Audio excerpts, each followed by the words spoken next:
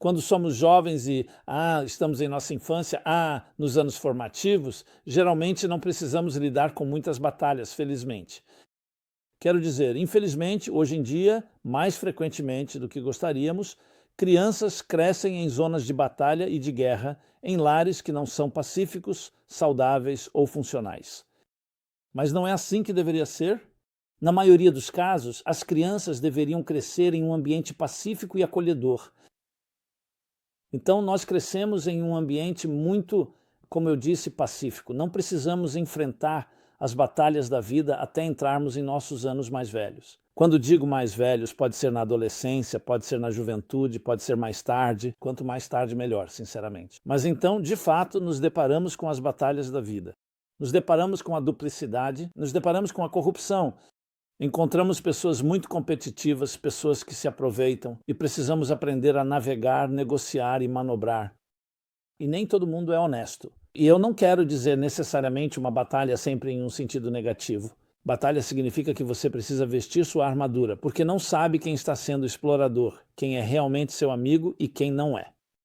E nós realmente vivemos em um mundo onde, muitas vezes, é cada um por si. E as pessoas buscam a sobrevivência do mais apto, como diz a expressão, seja no darwinismo ou no darwinismo social.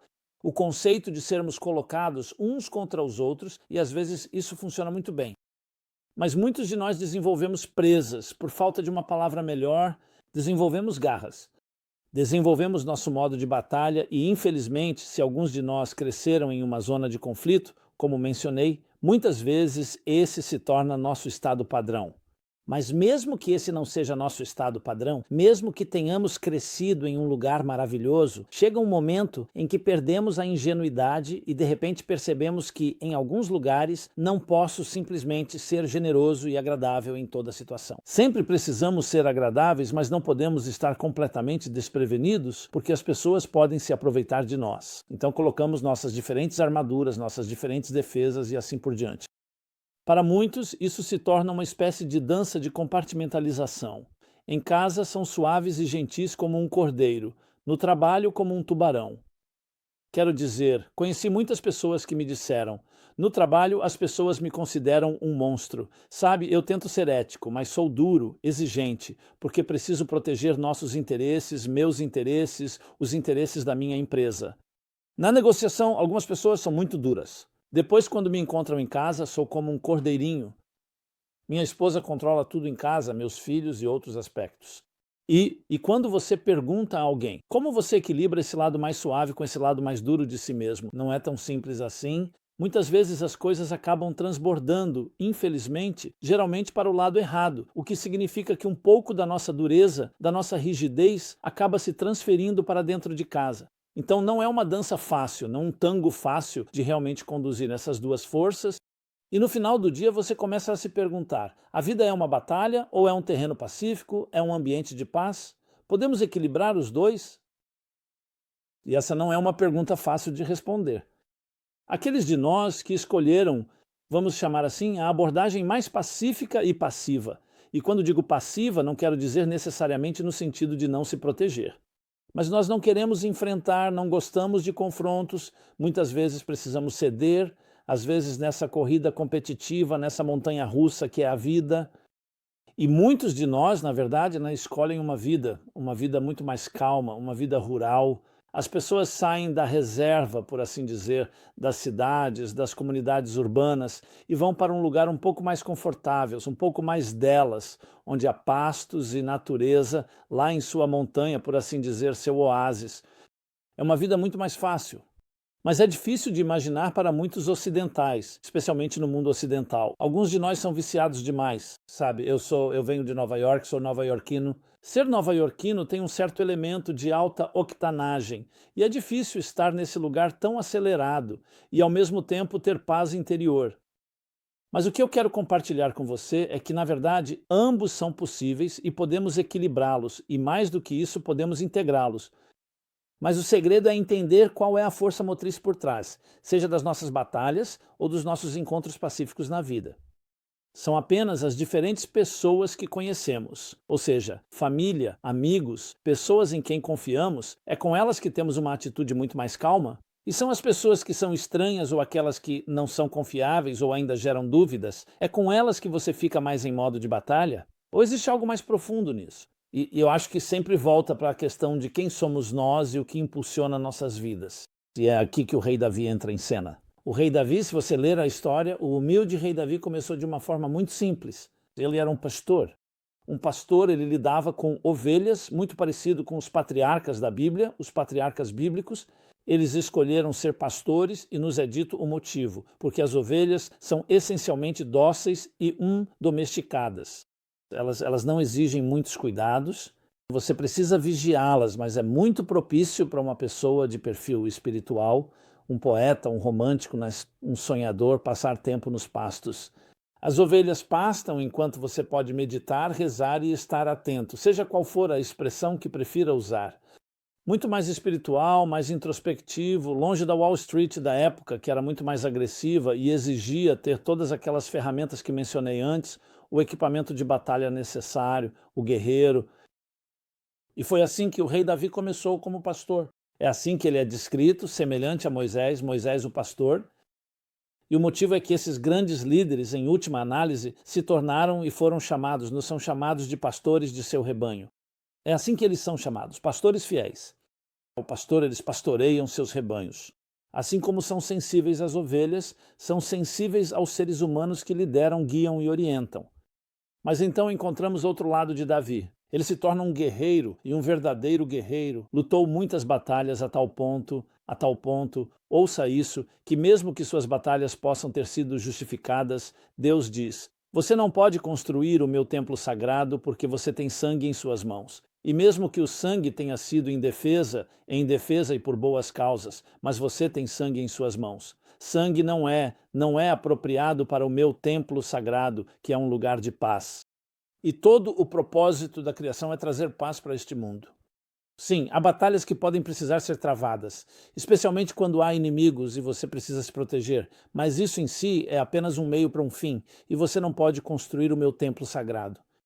Ele preparou o terreno para isso, ele comprou a propriedade, o monte do templo, mas foi seu filho, o rei Salomão, um homem de paz, que não travou guerras. Foi em um tempo de paz em sua época que ele construiu o templo sagrado. Ao mesmo tempo também encontramos o rei Davi, o salmista. Quando você lê o livro dos Salmos, 150 salmos, você sai com uma mensagem principal. Esse homem foi alguém que tanto sofreu, mas com profunda empatia. Cada salmo transborda o sangue, o suor e as lágrimas de um homem que está sofrendo, um homem que clama, que anseia. Não é apenas dor, mas você vê emoção sobre emoção se expressando. Se você ler o livro dos Salmos, não pensaria que esse era um homem guerreiro. Então, parece quase como se fossem duas personalidades divididas, como dois alter egos diferentes acontecendo. Então, como reconciliamos esses dois? Temos também outros dois personagens bíblicos, Jacó e Esaú, que discutimos em um episódio anterior. A mesma coisa, como a Bíblia chama Jacó? O estudioso. É a expressão em hebraico que significa a pessoa íntegra, a pessoa inocente. Ele habitava nas tendas, o que significa que era introspectivo, era uma pessoa de alma, era um estudioso. Então, e o que dizer do irmão gêmeo dele? Esaú é chamado de guerreiro. Ele era um homem que sabia como caçar, o caçador, o guerreiro. O homem que dominava a arte da guerra. E esses são irmãos gêmeos. E eles também lutavam entre si desde a gestação. Então, como explicamos tudo isso? É porque realmente temos duas almas. Temos duas vozes, temos dois impulsos. Vamos usar um termo psicológico, dois impulsos. Um deles é o impulso de sobrevivência. Precisamos lutar e dominar os elementos, sejam eles o clima, sejam eles o mundo selvagem, um mundo com animais selvagens. E foi isso que fizemos. O que é criamos cidades civilizadas, tivemos que dominar os elementos, tivemos que limpar as florestas e áreas selvagens e afastar animais que pudessem nos ameaçar. Não entrando no mérito se tudo isso foi justificado ou não, era o que precisávamos fazer. Precisávamos ser guerreiros, caçar, armar armadilhas, conquistar. Foi isso que os seres humanos fizeram, isso era para a sua sobrevivência. Depois havia outro lado do ser humano, de cada ser humano, que é, vamos chamar de voz transcendente, o impulso transcendente, o impulso por um propósito mais elevado, por um significado mais profundo, que muitas vezes se expressa através do romance, do amor, da sexualidade, da música, da arte, da fé, da religião, da virtude, da alma. Então, temos essas duas vozes dentro de nós e muitas vezes pensamos que elas são contraditórias entre si, porque se você está no modo de sobrevivência, isso geralmente é antitético à voz transcendente, ao modo transcendente. Mas a verdade é que nenhuma dessas é a essência de quem você é. A sua essência, quem você é definida em termos muito simples, mas também muito profundos pelos místicos. Sua essência, sua alma, é uma entidade puramente, uma entidade pura de energia, paz e harmonia. Tudo é contínuo, não há dissonância e não há duplicidade. É uma força de energia unificada e contínua que entra em um mundo fragmentado, desarticulado, confuso e escuro. E a missão da sua vida, de cada um de nós, é trazer harmonia dentro dessa escuridão, trazer luz para essa escuridão, trazer calor para esse lugar frio. E para isso nos são dadas duas vozes, nos são dadas duas identidades. Uma é, obviamente, a voz da paz e da harmonia, essa voz de unidade. Essa voz que nos permite realmente apreciar a consciência mais profunda e elevada que conecta e encontra a harmonia em toda a diversidade. Mas também precisamos de outra voz, porque se não tivermos, se só tivermos essa, como lidamos com as dificuldades, com os desafios, com as forças obscuras e corruptas? Por isso, precisamos receber força, precisamos receber uma caixa de ferramentas, um arsenal que nos permita domar esses elementos, ter a engenhosidade e a sabedoria para lidar com isso. Mas nunca se veja como um guerreiro. O guerreiro é apenas uma parte de você que é necessária para combater forças que são obscuras. Para combater forças que podem não estar alinhadas, que podem estar passando por diferentes formas de dissonância e outros medos psicológicos, inibições, inseguranças e tudo o que acompanha esse lado da vida. Então, a verdade é que nossa essência, quem realmente somos, eu nem quero usar o termo pessoas de paz. Você não é apenas um homem ou uma mulher de paz, porque paz soa como apenas a ausência de guerra. Paz significa algo muito mais, em hebraico significa completo. Um senso de fusão e integração completa de todos os aspectos da sua vida. Às vezes você ouve o conceito explicando a diferença entre o hemisfério direito e o hemisfério esquerdo do cérebro. Bem, o hemisfério esquerdo do cérebro lida com os detalhes da sua vida e o hemisfério direito conecta todos eles. Provavelmente todos vocês já ouviram aquela famosa palestra do TED que também virou o livro Stroke Off. Como era mesmo? Um golpe de gênio, na qual a neurocientista, ela era neurocientista, tornou-se neurocientista porque o irmão dela tinha esquizofrenia, então ela queria entender, era algo muito próximo ao seu coração. Então ela sofreu um derrame que paralisou parte do hemisfério direito do cérebro dela. E ela disse: eu conseguia ver os detalhes, mas não conseguia reuni-los. Tenho uma escova de dentes, pasta de dente, minha boca, então de repente eu via a harmonia em tudo, mas não conseguia dividir em detalhes. Estou apenas resumindo, mas é um conceito fascinante se você parar para pensar. Porque a física, é claro, nos ensina que tudo está integrado. Existe como se fosse uma colcha invisível que é como um mosaico de todos os detalhes. Quando vemos os detalhes, é apenas porque é assim que eles aparecem em um nível superficial ou poderíamos dizer externo. Mas por baixo de tudo isso existe uma unidade integral que conecta tudo, embora também vivamos em um mundo de diversidade. Então, como trazer essa harmonia, essa unidade para dentro disso, para um mundo de diversidade ou até mesmo de divisões? Para isso precisamos de duas ferramentas. Uma é a voz dessa harmonia, que é a sensação de um estado mais elevado de consciência que une tudo. Mas precisamos trazer essa luz unificadora para um mundo que é disperso e até fragmentado, e que pode ser tão divisivo a ponto de gerar guerra, conflito e discórdia, seja dentro de nós mesmos, em nossas famílias, em nossas comunidades ou entre nações. Então precisamos dos dois. Não sei se algum de vocês é fã de Star Trek, mas em Star Trek houve um episódio em que o Capitão Kirk vai para algum lugar e algo acontece com ele, fazendo com que ele se divida em duas partes. Uma é seu julgamento, sua sabedoria, sua sensibilidade, e a outra é o lado mais agressivo dele. e é fascinante ver como ambos precisam um do outro. O lado agressivo é muito o astuto e muito o travesso e está completamente voltado para seus próprios interesses, mas possui uma força motriz poderosa. A outra parte, a parte dócil, é a sábia, mas é fraca, e eles percebem que precisam um do outro. É simplesmente fascinante ver algo como o tipo de Jekyll e Sr. Jekyll e Dr. Jekyll e Sr. Hyde divididos. Então precisamos dos dois. Para alguém que vai ser apenas uma pessoa suave, e isso é uma bela virtude, essa pessoa pode se machucar neste mundo difícil. Por outro lado, para alguém que só tem dureza e não possui esse núcleo suave, isso é ainda pior, e é por isso que precisamos dos dois elementos, e ao compreendê-los, percebemos que ambos são realmente forças que nos ajudam a criar um todo integrado, que é o quê? Para trazer essa bela harmonia, né, essa integração, essa sincronicidade para um mundo que muitas vezes está em conflito. Então, há batalhas a serem travadas, mas você não é um guerreiro. Você é essencialmente uma alma em um mundo físico fazendo o seu melhor para tentar trazer essa alma e espiritualizar o mundo material em que vivemos. O materialismo por si só é essencialmente uma batalha. Nós lutamos uns contra os outros por recursos, oferta e demanda. Basta olhar para as forças que impulsionam a economia, o capitalismo. As forças que impulsionam a competição.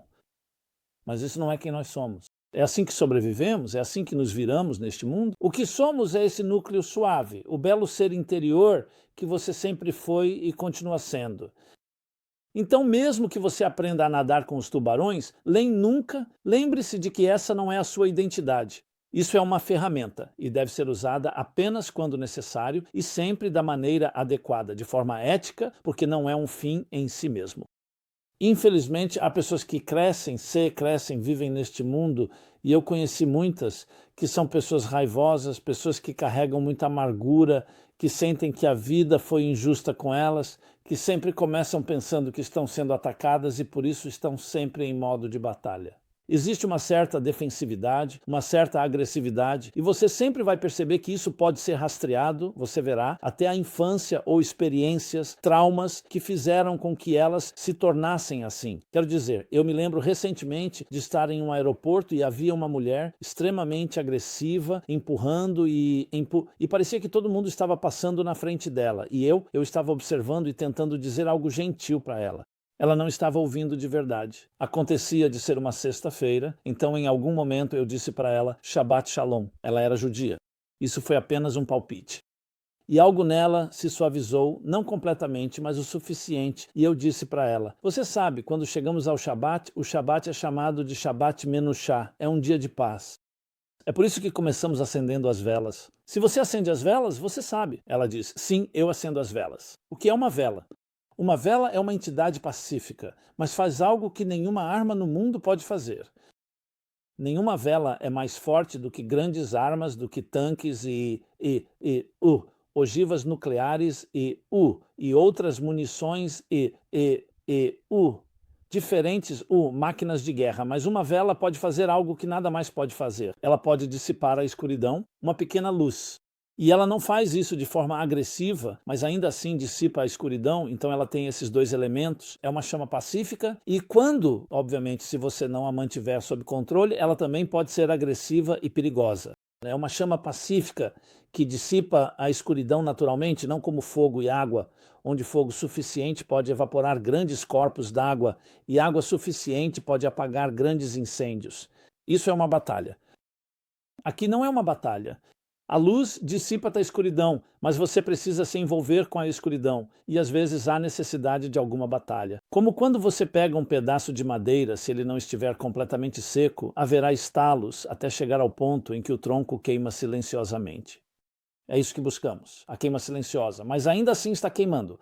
E o que está queimando? Um tronco material. Então, a ideia é lidar com os desafios, entender quando você precisa usar seu equipamento de batalha, mas nunca se tornar um guerreiro. Essa não é a sua identidade, é uma ferramenta que você usa. Você é essa alma unificada, bela e pacífica. Então chegamos ao rei Davi, é isso que o rei Davi era. Ele sabia que era sempre a alma, ele era o pastor. Mas então havia guerras a serem lutadas e ele pagou o preço porque lutou essas guerras. Mesmo um pouco de sangue em suas mãos já era suficiente. Isso era muito sangue. Ele derramou muito sangue, então ele entendeu, porque o fato é que, mesmo que possa ter sido justificável, esse não é o objetivo. Queremos um templo de paz. Queremos um Shabat, queremos harmonia, calma e tranquilidade. E para isso também precisamos ter o outro lado da pessoa, e esse é o salmista dentro dele. Então Davi, por mais guerras que tenha travado, o rei Davi, ele também era o salmista e nos deixou esse livro extraordinário de poesia, de salmos. E ele chegou até a pedir a Deus que este seja o livro que todos usem quando fizerem orações a ti. Que seja da tua vontade que estas sejam as palavras que todos pronunciem. E foi exatamente isso que aconteceu. Desde o rei Davi, milhares de anos depois, até hoje, recitamos o livro dos Salmos quando estamos em necessidade. Salmos diferentes para ocasiões diferentes, que nos oferecem a linguagem, podemos dizer a música da alma, para extravasar quando é preciso, quando há dor, quando há uma gratidão alegre. Tudo aquilo que expressamos desse lugar mais profundo, o livro dos Salmos nos oferece. Então a mesma pessoa que foi um guerreiro também nos deu os Salmos, porque no fundo, no final das contas, ele não era um guerreiro, ele era um pastor. Ele era uma alma sensível e provavelmente mais sensível do que qualquer outra pessoa, como se pode ver no livro dos Salmos. Nós temos essas duas vozes dentro de nós, temos essas duas forças. Precisamos de ambas, mas lembre-se de qual é a sua verdadeira identidade. E essa é uma das lições mais importantes de personagens bíblicos decodificados, do rei Davi. Espero que todos nós possamos aplicá-la. Espero receber um retorno de vocês. Adoraria ouvir suas opiniões sobre isso, seu feedback, seus comentários. E claro, por favor, compartilhe com outras pessoas. Aqui foi Simon Jacobson, do Meaningful Life Center, meaningfullife.com. Confira nosso trabalho. Uma ampla variedade de diferentes conteúdos, programas, vídeos, áudios, podcasts, textos, em todas as plataformas de mídia social à sua disposição. Por favor, aproveite tudo isso. E mais uma vez, adoraria receber seu retorno. Que todos nós possamos nos unir nessa gloriosa sinfonia, nesse mosaico, encontrando a harmonia em meio à nossa diversidade e tendo que travar o menor número possível de batalhas. Depois de todos esses anos de história, depois de todas as guerras e batalhas travadas, estamos em um momento em que podemos honestamente dizer que podemos transformar espadas em arados, transformar até mesmo as ferramentas de agressão em instrumentos de belo crescimento e de bela harmonia entre todos nós. Fique bem e seja abençoado. Obrigado.